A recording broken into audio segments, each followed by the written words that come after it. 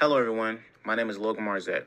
In this case study, I'll be analyzing the Air France Flight 447 and the human factors role played in the tragic crash. My focus will be on three main contributors: stress, flawed decision making, and communication failures in the cockpit. The goal is to understand how these elements combine and create a catastrophic outcome and what lessons can be learned from aviation safety today. On June 1st, 2009, Air France Flight 447 was traveling from Rio de Janeiro to Paris when it crashed into the Atlantic Ocean. All 228 people on board were killed. The aircraft was Airbus A330-203. This incident is one of the most well-known documented examples of human factors, especially stress, decision-making under pressure, and communication breakdowns, can align in high-stakes environments to lead to disaster. The flight crew included 3 pilots operating in ships for this long-haul overnight flight. The aircraft encountered storms and turbulence, and the pilot tubes, which measured airspeed, became iced over. This caused the autopilot to disconnect, leading to conflict instrument readings. These stressful environments and technical conditions created confusion and dramatically increased the pilot's workload. As the situation escalated, the crew faced intense stress and cognitive overload.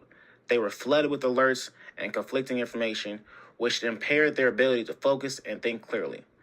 This kind of stress narrows attention and reduces the brain's ability to analyze and respond effectively, which is exactly what happened here. The result was a critical misinterpretation of the stall warning, and the pilots responded incorrectly. The first officer, who was flying the plane at the time, made repeated nose-up inputs, exactly the opposite of what should have been done during a stall. This decision, while well-intended, reflected a lack of understanding of the aircraft's actual state. Under stress, pilots often rely on instant or past experiences. This aligns with the recognition prime decision model, which explains how quick, intuitive decisions in novel situations can lead to serious errors. One of the most critical breakdowns was the pilot's cockpit communication. The pilots weren't clearly communicating what actions were being taken, and they didn't coordinate effectively. At one point, the captain re-entered the cockpit unaware that the aircraft was in a stall. Verbal callouts were inconsistent, and standard operation procedures weren't followed. This breakdown in communication prevented the team from working together to recover the aircraft. The Swiss cheese model helps us understand how multiple failures lined up. Faculty equipment, poor communication, and inadequate training all slipped through safety barriers. Using the 5 whys technique, we can trace the root cause, the failures to recover from the stall, back to stress, confusion, and a lack of clear leadership in the cockpit. These layers of defense failed simultaneously, resulting in tragedy. Using the PAIR model, we can categorize the factors that influence the crash. The people element includes the stress and undertrained pilots. The environment was a high-stress situation.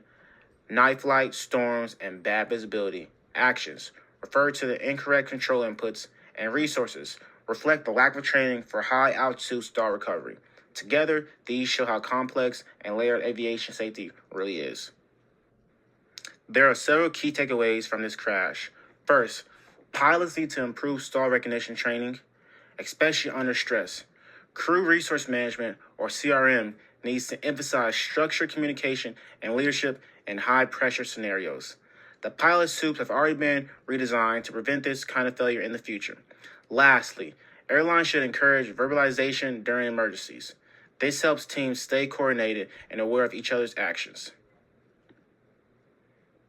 I will now show a short video clip summarizing the key events of the crash.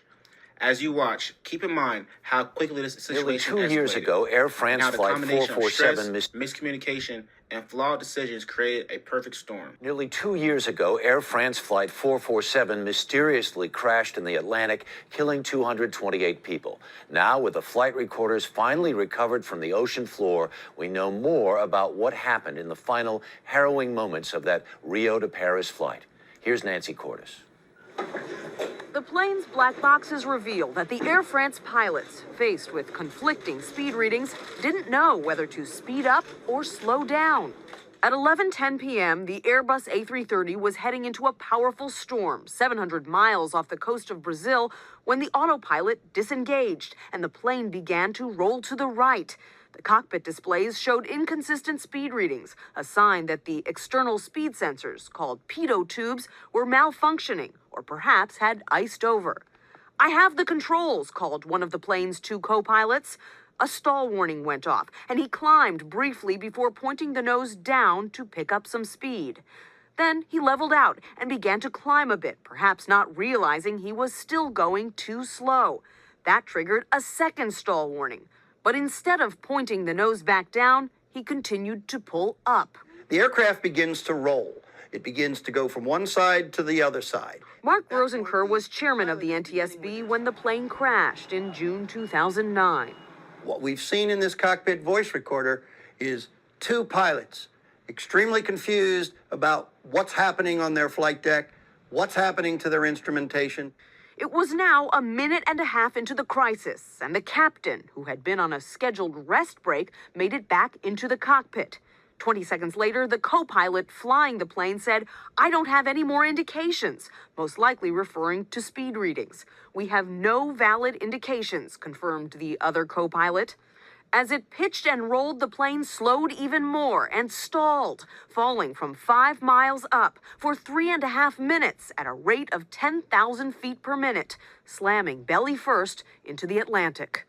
What would those 3.5 minutes have been like for the pilots and for the passengers? Horrific is the only way to describe it. The aircraft was rolling. The aircraft was descending at a high rate of speed, tremendous G-force. It was horrific.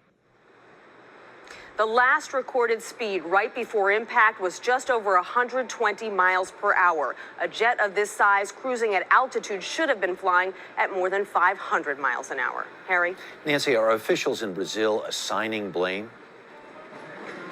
Well, officials in Brazil and in France, where this investigation is taking place, say all of it is to blame. The faulty pitot tubes, which have now been replaced on all Air France jets, and also the actions of the pilot. They'll also be taking a look at the training of the pilots. Were they trained to deal with a stall in these kinds of situations? This investigation is going to be going on for about another year, Harry. Nancy Cordes in Washington, thanks. In conclusion, the crash of Air France 447 was caused by not just a single mistake, but by a chain of failures involving stress, poor communication, and flawed decisions. The incident reminds us of the importance of human factors training and structured communication in aviation. Continuous improvement in CRM, safety protocols, and pilot preparedness are essential to prevent future tragedies.